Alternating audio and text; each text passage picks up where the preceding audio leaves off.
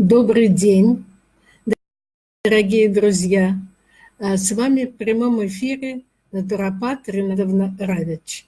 Я более 40 лет обучаю людей тому, как и в каких ситуациях можно обходиться без лекарств, когда бывает, у вас нет возможности вызвать врача или вы находитесь вне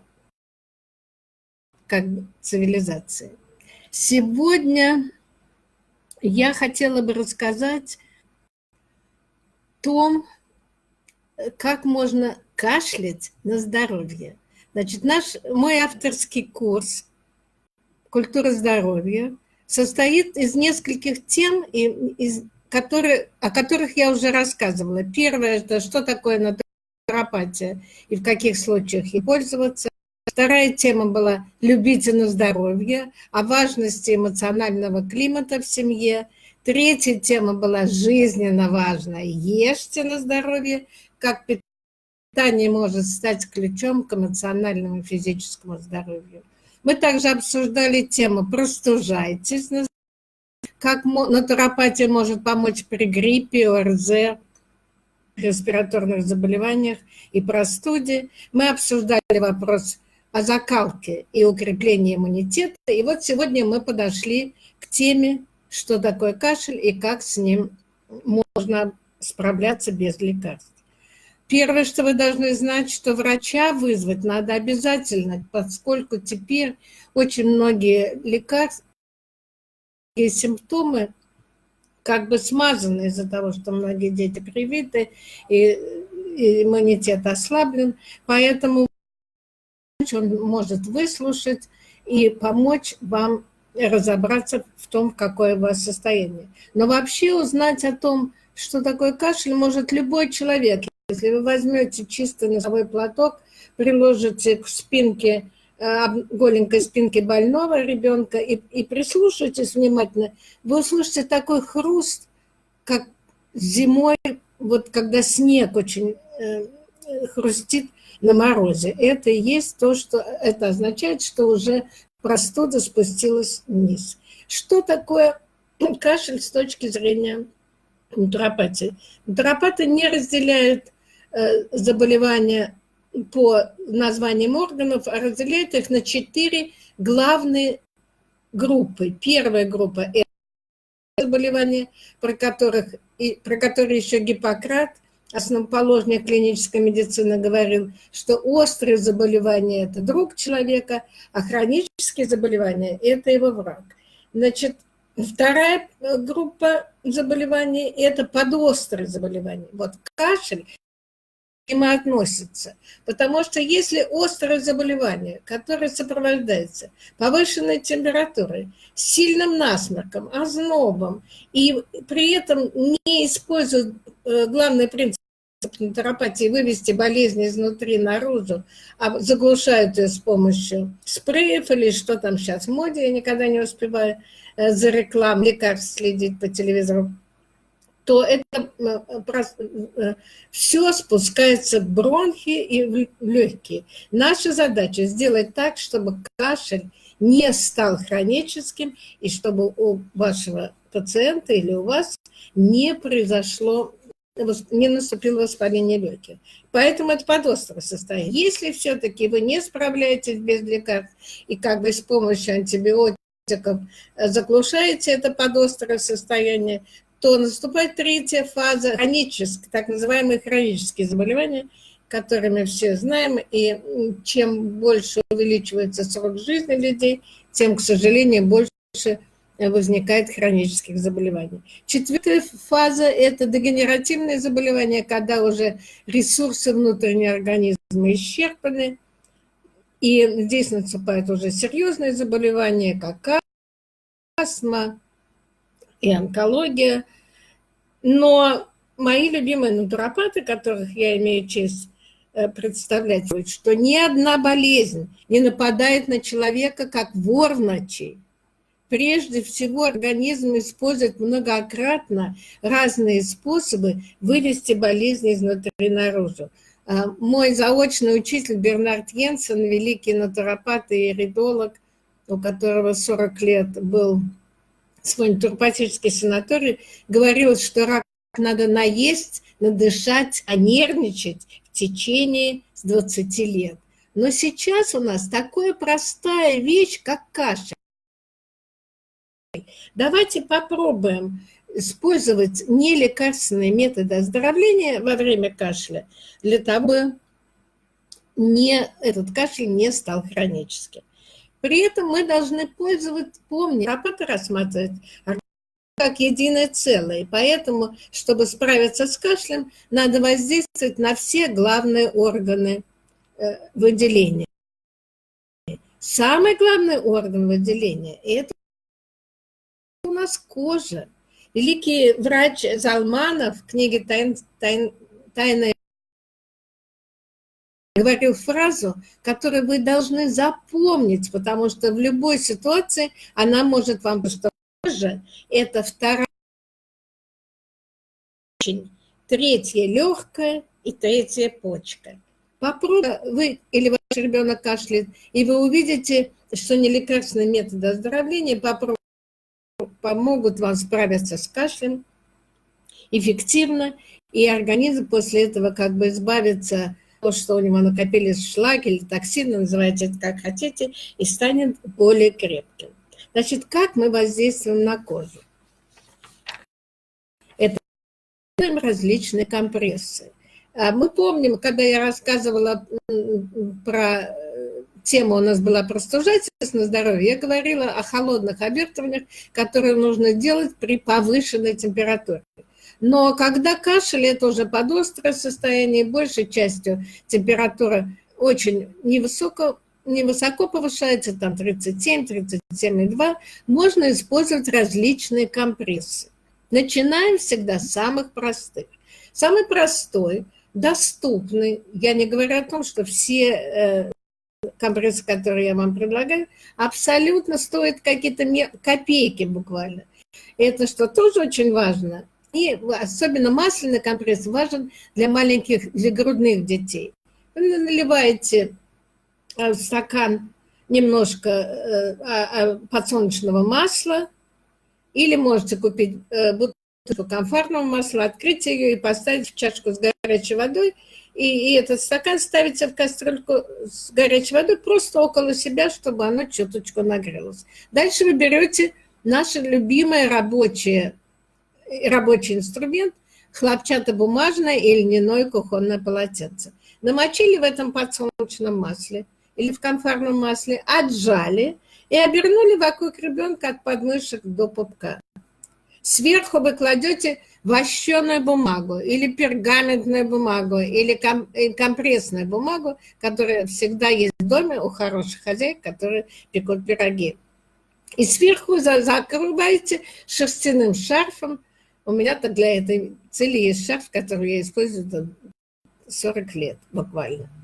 Потом вы можете одеть на ребеночка футболочку и свитерок, чтобы он мог играть в кровати спокойно. И можете завязать, вот как в старину на картинках, где детей завязывали шерстяным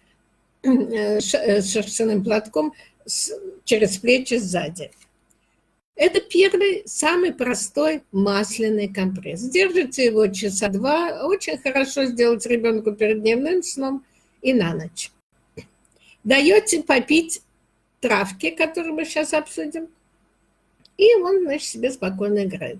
Всегда есть один и тот же критерий, которым вы можете пользоваться, это посмотреть, не влажный ли лоб.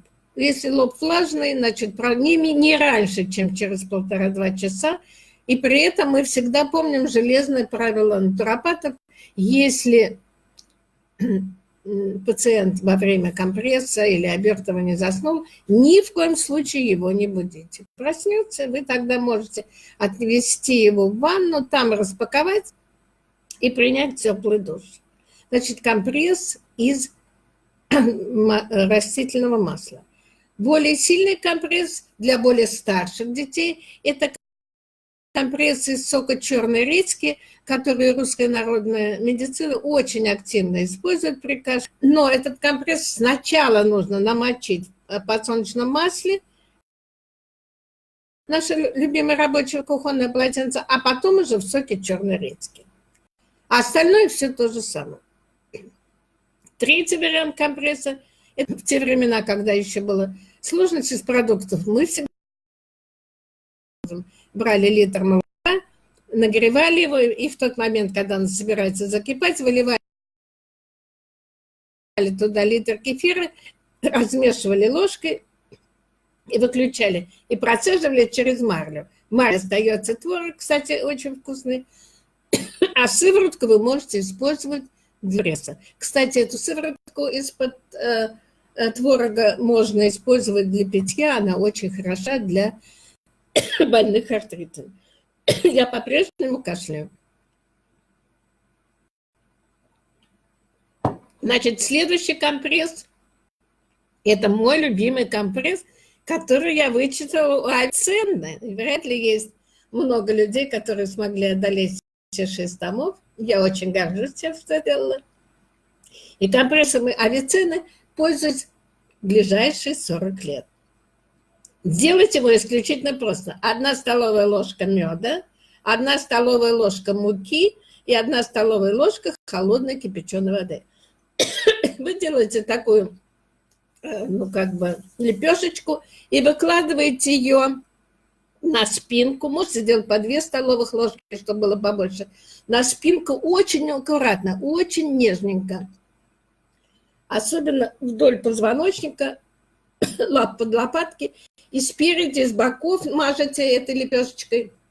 И спереди все, кроме области сердца, над левым соском сверху.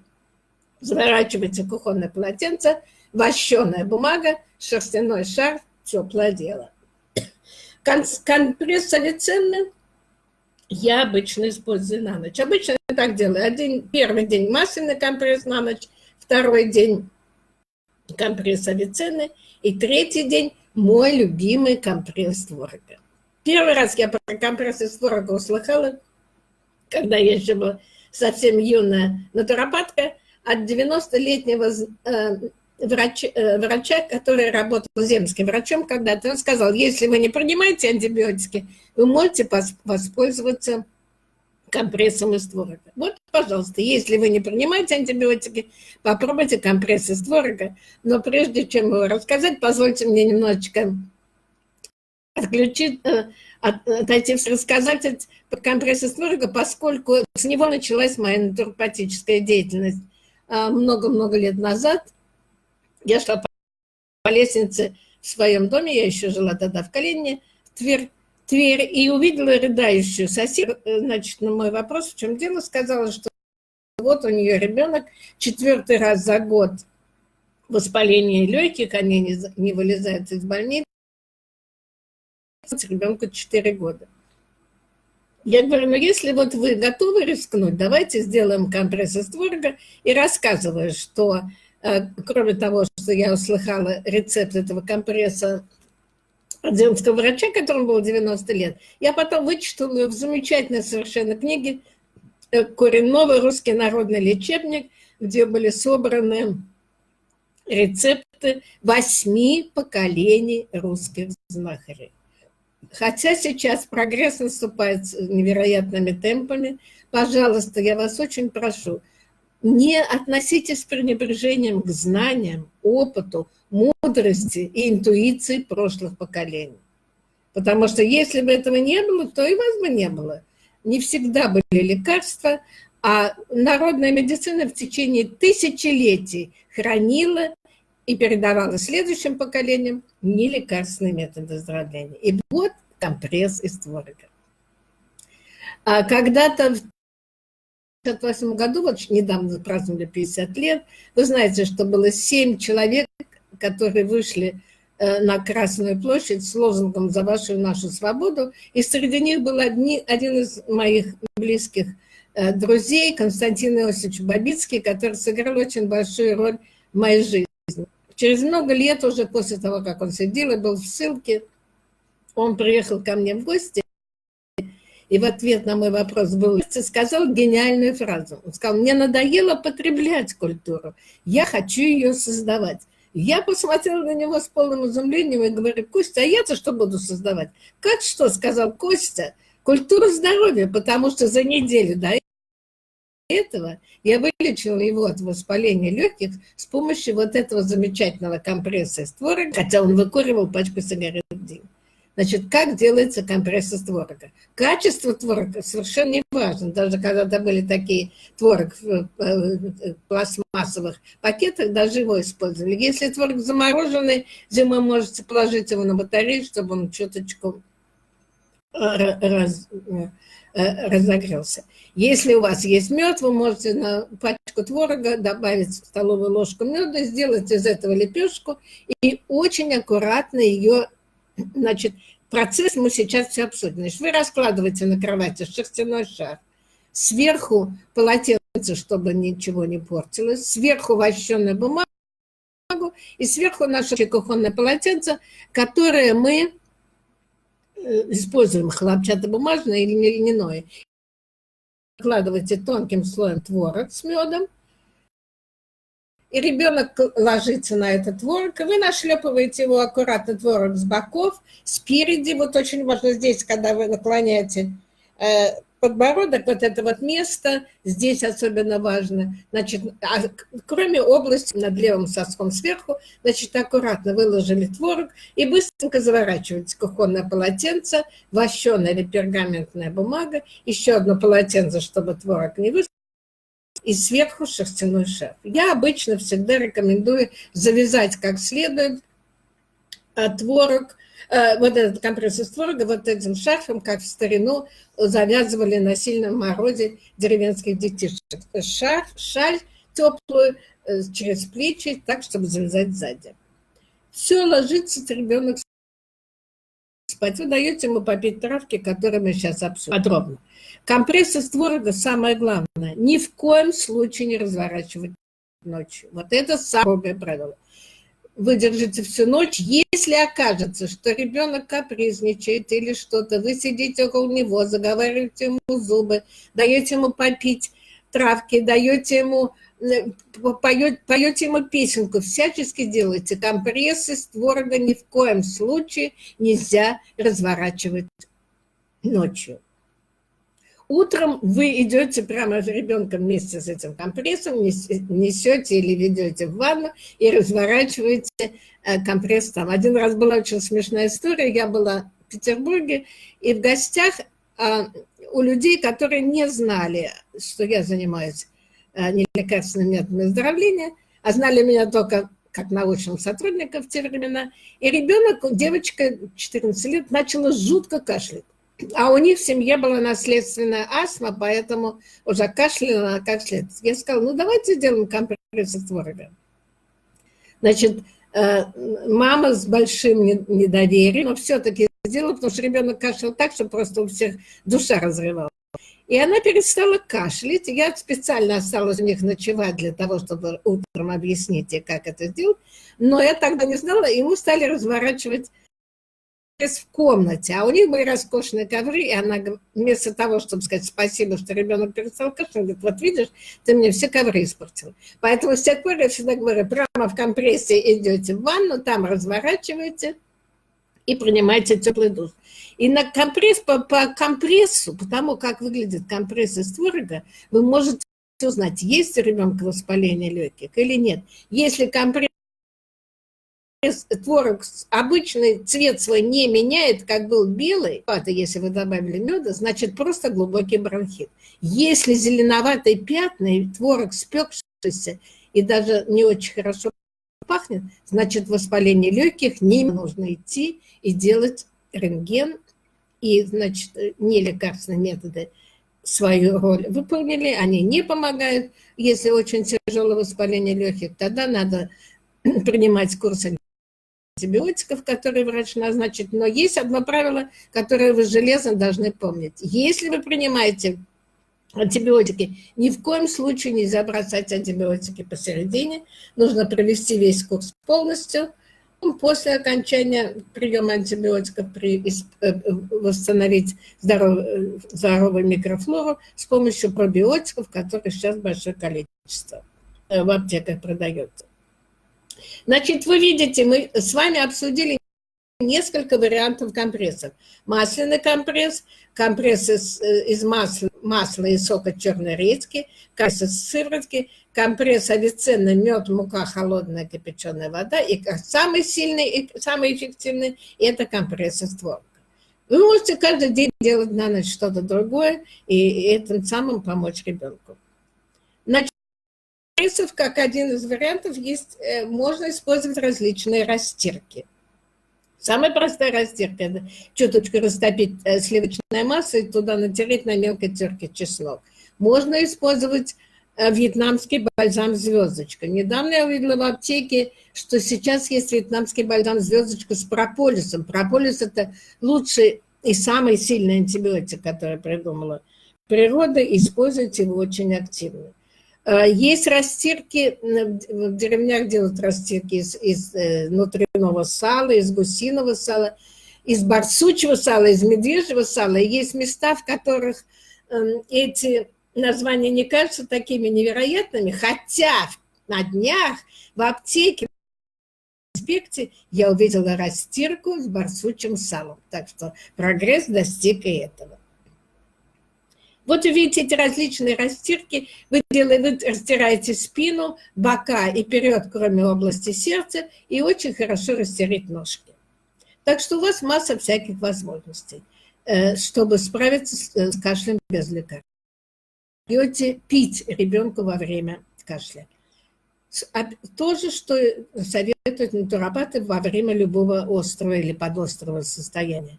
Соки, морсы, особенно идеален клюквенный морс, кисели для тех, у кого проблемы с желудочно-кишечным трактом и нужно слизистая, компоты из сухофруктов, пюре из сухофруктов, печеные яблоки, любые фрукты, какие ребенок или взрослый пожелает. Очень хорошо грейпфруты, хурма, киви, абрикосы и все ягоды, какие только возможно. Вы стараетесь во время, пока ребенок или взрослый кашляет, не давать никакой высококалорийного питания, то есть снять мясо, рыбу, яйца, молочно-кислое, только соки, фрукты, овощи, ну и кашу или печеную картошечку. Таким образом, ограничение питания очень важно, потому что один из причин, по которой в организме скапливается большое количество слизи, и организм как от этой слизи и вырабатывает кашель, это молоко, которое дает очень большое количество слизи, продукты из рафинированной муки, в том числе белый хлеб, и рафинированный сахар. Если вы во время кашля снимаете эти продукты, то тем самым в организм поступает меньше продуктов, вырабатывающих слизи, и тем самым кашель проходит легче. Очень важно во время кашля полоскать горло, потому что это общая система уха, горла, нос, не зря. И чем более тщательно и чаще вы полощете горло, тем меньше инфекции попадает внутрь. Это очень хорошо иметь просто дома всегда запас таких: настойка календулы, настойка прополиса, настойка эвкалипта, натуральный яблочный уксус, морская соль, соль, сода, йод, буквально понемножечку. Попробуйте, что вашему ребенку понравится. Полоскать, старайтесь полоскание использовать чаще. Я еще использую, поскольку очень часто, сок черной редьки. Сок черной редьки исключительно просто делать и очень удобно. Вы покупаете черную редьку, главное, чтобы она была большая, с черным листиком. Помыли ее как следует, ни в коем случае не чистите, и срезайте крышечку. И в основном теле редьки, черной редьки, вы выколупливаете ямочку и туда кладете, если у вас есть мед, а если нет, то сахар. Мед всегда лучше. И ставите эту редьку хвостиком вниз в баночку с водой на батарее. Закрывайте крышечкой. Буквально через пару часов образуется сок черной редьки, исключительно полезный при кашле. Наливаете в рюмочку через чайную снимать чайную ложечку очень аккуратно и добавляйте меда. Такой большой черной редьки хватает на несколько дней, пока она не полностью. И как только образуется этот сок, смесь меда с соком черной редьки, вы даете несколько раз в день по одной, две, три чайной ложки, сколько там образуется. Если у вас нет черной редьки, вы можете просто нарезать мелко репчатый лук, возьмите хорошую большую головку, почистите ее, нарежьте ее мелко и перемешайте опять же с медом максимально. Идеальный вариант, или же с сахаром, как следует, так, чтобы все пропитал, закрывайте марлечку и ставьте на батарею. Постепенно, который тоже очень хорошо снимает кашу. Сейчас в аптеке можно найти массу всяких травок. От кашля, ну, самое хорошее – это солодка. Корень солодки вообще веками использовался от кашля. Или лакричный корень. До революции были такие лакричные конфетки. Может быть, и сейчас есть. Я не успеваю за этим следить. Но бывают такие конфетки с эвкалиптом. Доктор Мом бывает. Вот у меня есть кармолис. И это альпийские травы без сахара.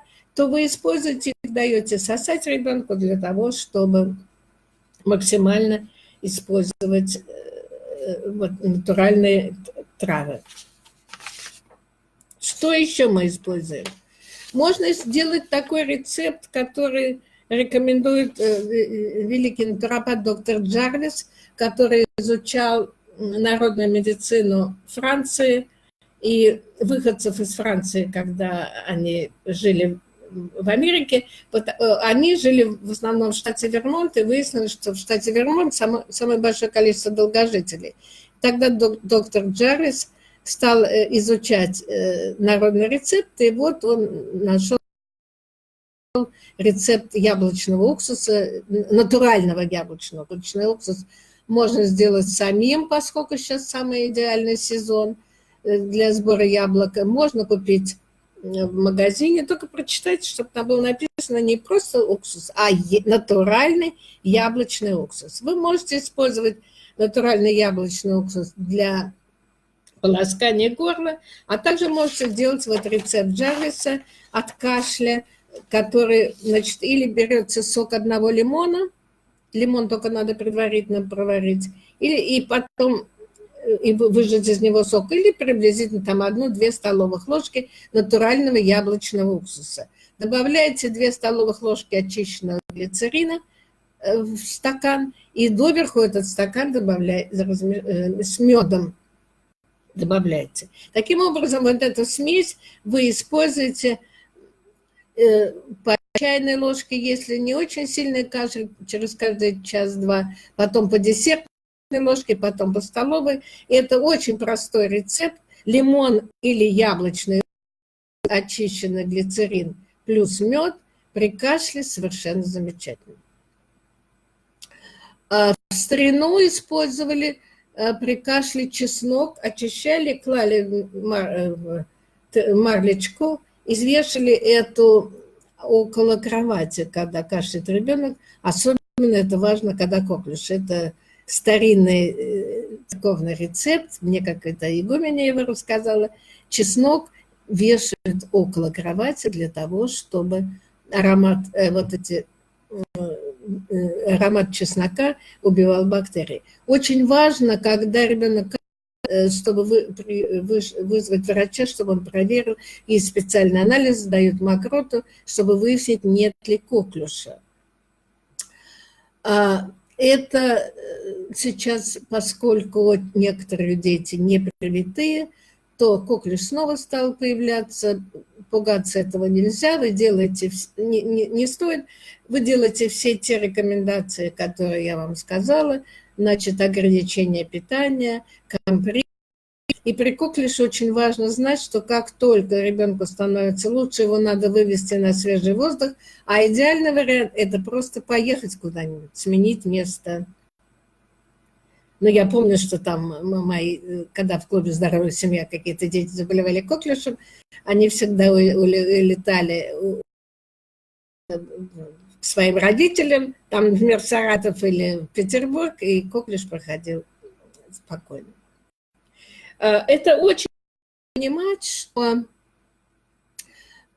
коклюш – это никакой трагедии, просто нужно совершенно систематически соблюдать все принципы натуропатии, выводить болезни изнутри наружу, делать компрессы – это воздействие на кожу, ограничить питание – это очищение желудочно-кишечного тракта. Если всякие растирки – это тоже воздействие на кожу, и травы. Например, очень такая замечательная травка багульник.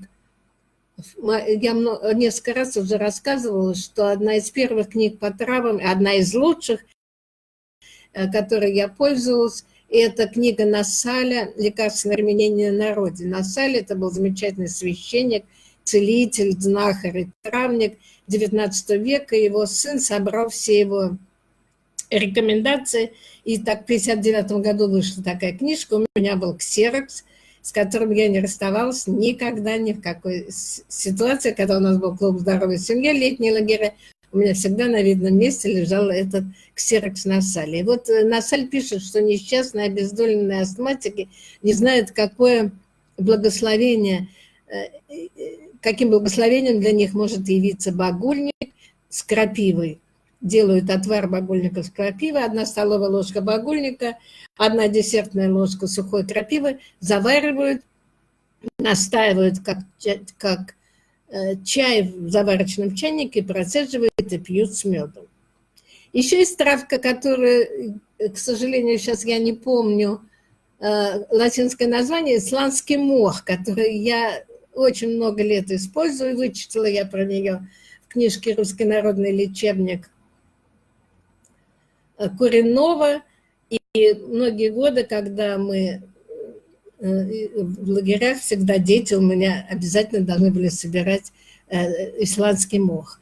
Значит, заваривают исландский мох большая горсть на стакан кипятка и нагревают в кастрюльке и закрывают кастрюльку крышкой. Когда молоко вскипает, эта крышка, тарелка, извините, тарелка спадает, почему-то детям ужасно нравится, как эта тарелка спрыгивает с кастрюльки. И вы процеживаете, пьете теплым с медом на ночь.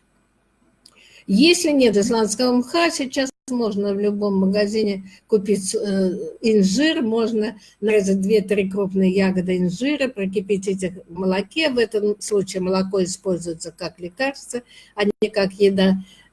И потом процедить и пить сладкий мед с инжиром, сладкое молоко с инжиром детям на ночь. Если при этом вы делаете один из компрессов, то тогда кашель пройдет быстрее. Очень важно во время кашля давать, потому что, к сожалению, современные продукты, в том числе даже и фрукты, овощи, особенно выращенные в промышленных масштабах, уже не дают того количества и полноценного витаминов, которые необходимо. Поэтому вы можете использовать витамин С. Вот, я все время рекомендую растворимый витамин С, потому что детям он больше нравится, ну и взрослым, кстати, тоже. И поливитамины. Если у вас нет дозировки большой витамин С, 1000 миллиграмм, вы можете просто купить обычный аскорбиновую кислоту в порошке, на кончике ножа посыпать в любую теплую, не горячую еду или посыпать печеные яблочки, пюре из сухофруктов и так далее. Значит, витамины следующие – это витамин С, поливитамины и рибежир, который теперь называется омега-3, можно тоже купить в любой аптеке. Вы только должны проверить по аннотации, чтобы там был холодный extra virgin или прямого первого отжима, потому что тогда сохраняется биологическая активность продукта. Таким образом, мы видим, что при кашле можно использовать нелекарственные методы оздоровления очень эффективно, потому что мы принцип главной натуропатии мы выводим болезни изнутри наружу. Значит, еще раз повторяю, главные принципы, которыми мы должны пользоваться. Первое – это ограничение питания, пшенной каши, печеная картошечка, здоровья.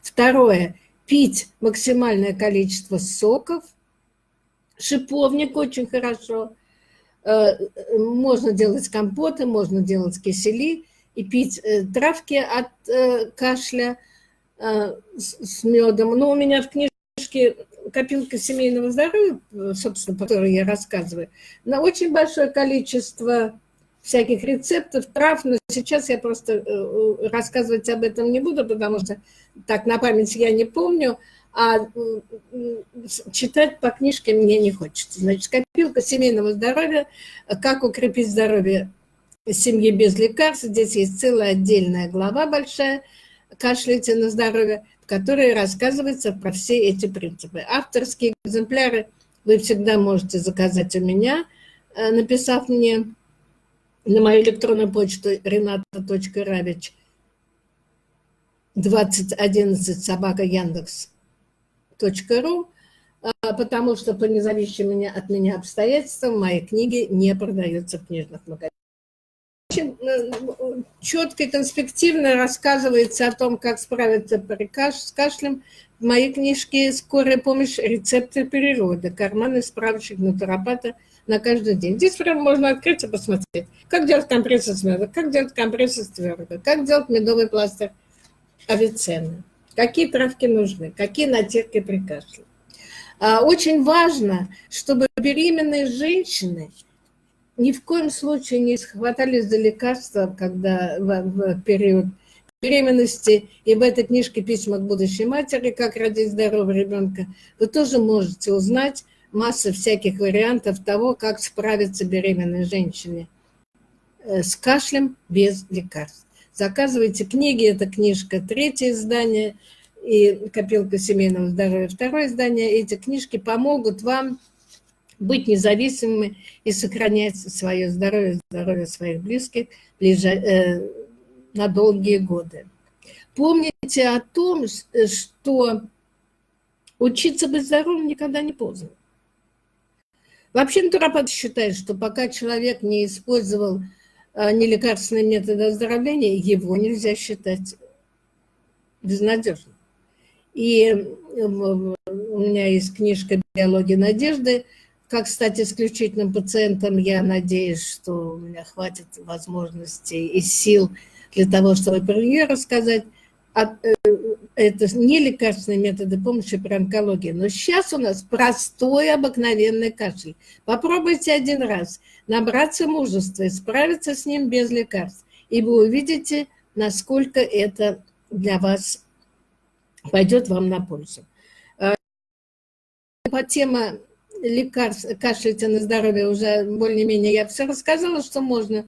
Единственное, что, может быть, если у меня осталось еще 15 минут, если вы хотите, я могу дополнительно рассказать, как можно помочь себе при гайморите. Это как бы к кашлю напрямую не относится, но коренные причины те же самые, что инфекция, которая попадает в организм, а она всегда попадает в организм, потому что вирусы были, есть и будут,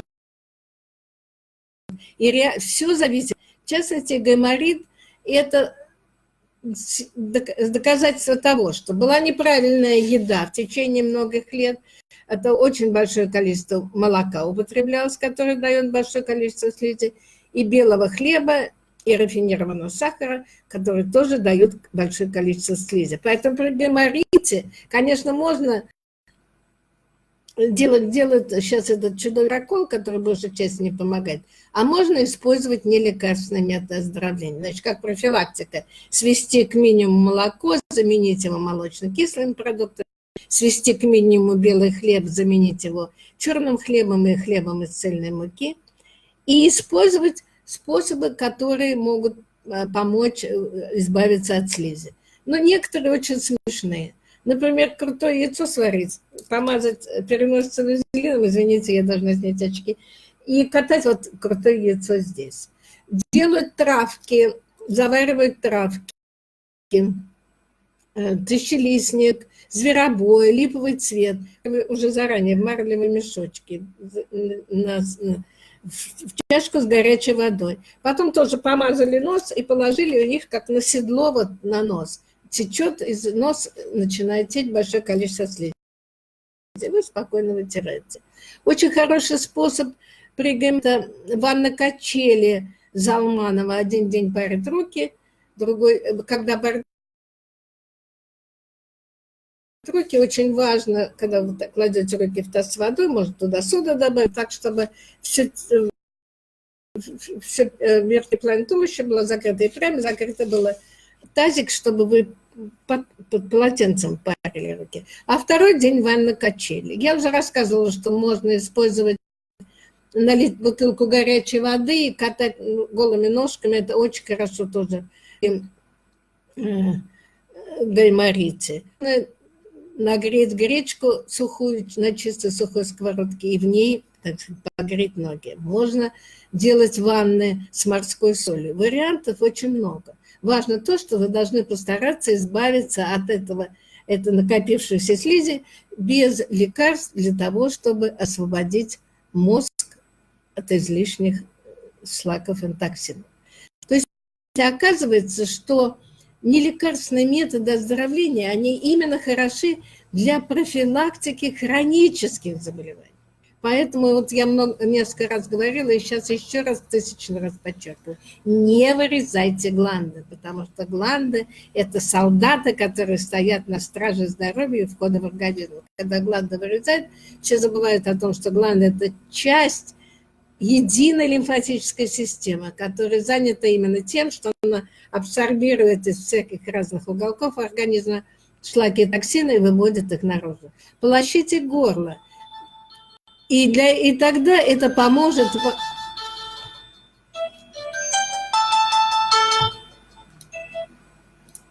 И тогда это поможет вам справиться с гайморитом без лекарств. Я вам желаю всего доброго. Значит, мы сегодня обсуждали важную тему на здоровье и очень надеюсь, что через неделю, в следующий вторник, мы встретимся с вами и будем обсуждать жизненно важную тему, что такое микробиом, это новое слово, как справиться с дисбактериозом, и это напрямую связано с укреплением иммунитета и восстановлением здоровья. Желаю вам всего доброго. Спасибо за Рената Равич.